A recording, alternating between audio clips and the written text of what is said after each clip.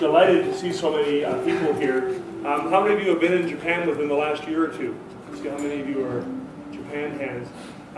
Karen and I were there with our kids in December, spent almost the whole month of December, and Karen was actually due to go back to Japan, I guess last Sunday, so a little time less than a week after the disaster hit.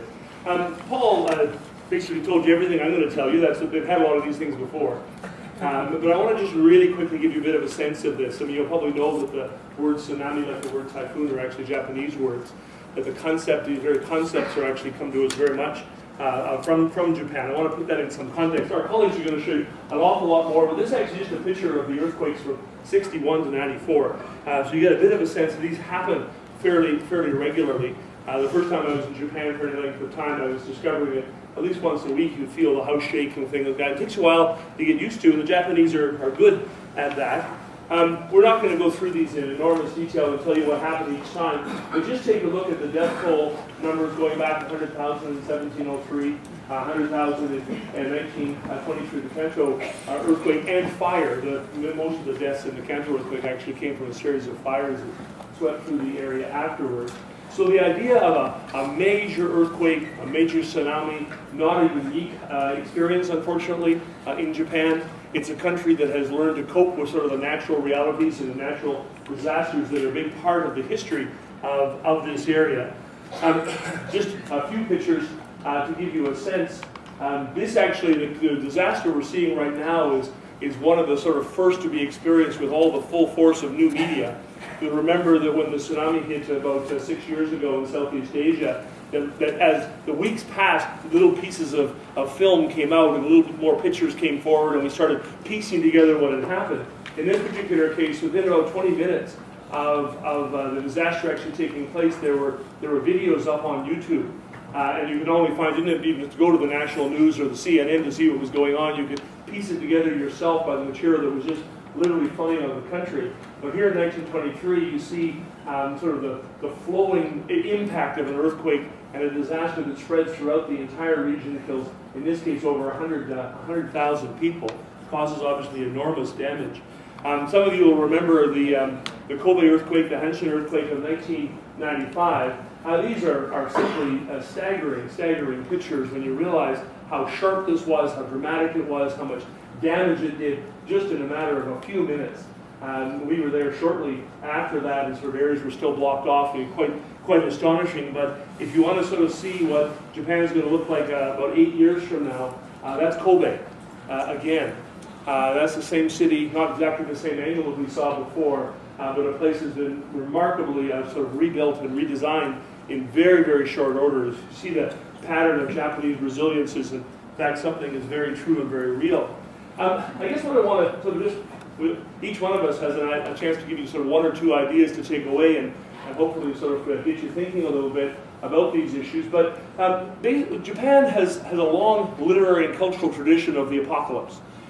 It's been reinforced by the Second World War and reinforced by the bombing of Hiroshima, which fit very much into that tradition of sort of expecting the end of the world, expecting sort of disaster of a monumental proportions to sort of fall upon them. And what happens is if you look at the apocalypse, whether it's a tsunami, an earthquake, a typhoon, with a couple of exceptions, they really sort of reinforce this idea that the apocalypse is about to descend on the country. The major exception is the story about the divine wind. When the Mongols were on the verge of invading Japan, Kublai Khan and taking over and sort of running amok in the whole country, and a typhoon came along and sort of wiped out most of their ships, and they had to retreat. So on the one hand, the Japanese have this, well, thank God for big wind, but then they have a few typhoons that go along with it as well. The pattern that shows up, if you read the novels, the literature, the films, and see sort of where this shows up in Japanese culture, the Stoicism, absolutely astonishing watching those pictures of lineups of people, sort of waiting to get into a grocery store, and blocks long, and just standing there hours and hours and sort of waiting their turn. Remarkable social cohesion, ties to community, people who moved away from these areas, raising money, instantly doing what they could to sort of remobilize and support their communities. The Buddhist sort of the spiritual sort of lamentations that come with an apocalyptic lifestyle, the reality that mass death is sort of there almost all the time. Any of you who spend any time in Japan will know that people talk about these things, about major earthquakes. There's just a sort of something that's going to happen, and we hope we're protected against it or prepared for it. But there is a sort of a high level of resignation and a sense of impermanence. And there's a wonderful thing of putting humanity's power in perspective when you realize how influential nature is and how powerful Mother Nature is compared to the humanity itself. This idea that life is beyond personal control. These ideas became particularly popular after World War II. The book Black Rain is sort of one of the best examples of this in Japanese literature. These are other books you may have heard about or read. Hard-Boiled Wonderland and the End of the World by Murakami is after the quake, the whole series of stories that actually give you a sense of sort of how the Japanese react under these very, very desperate circumstances.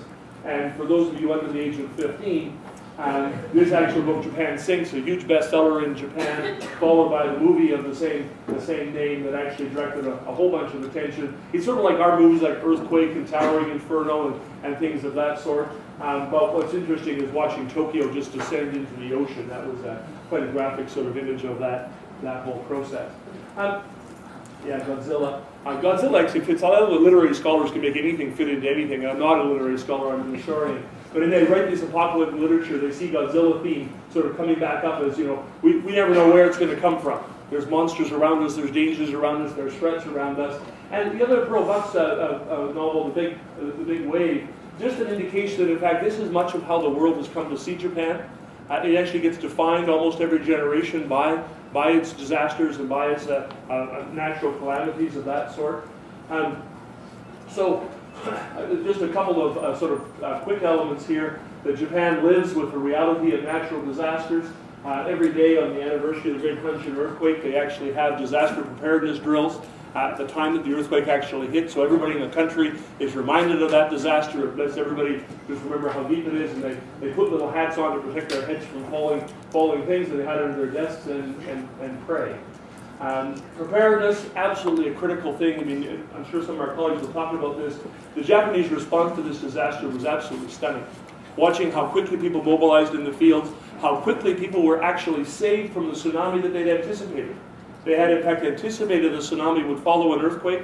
They had drills where people got into buildings, went up to the building, up to the second floor, up to the third floor, stood on the top of the building, and the wave came actually at about 6 or 7 stories high on a 3-story building and took everybody away. So they had prepared for a tsunami coming in and actually causing great damage. They just hadn't prepared for something of that scale. You will watch in the coming months, Karen will talk about this more, the history is one of collective responsiveness and the focus on repairing.